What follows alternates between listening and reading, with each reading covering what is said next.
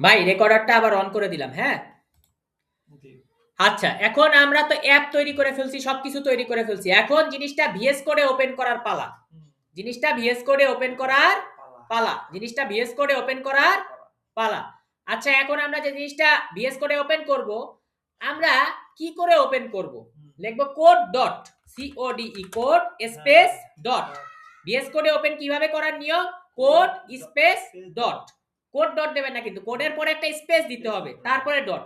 Code space dot, code space dot, code space dot, code space dot, code space dot, code space dot, code space dot, code space dot, code space dot, code space dot, code space dot, code space dot, code space dot.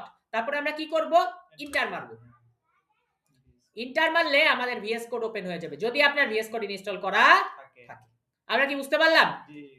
তারপর আপনি এটাকে কেটে দিলেন, এটাকে কেটে দিলেন, VS code কিন্তু আমাদের কি হয়ে গেল? ওপেন করা হয়ে গেল।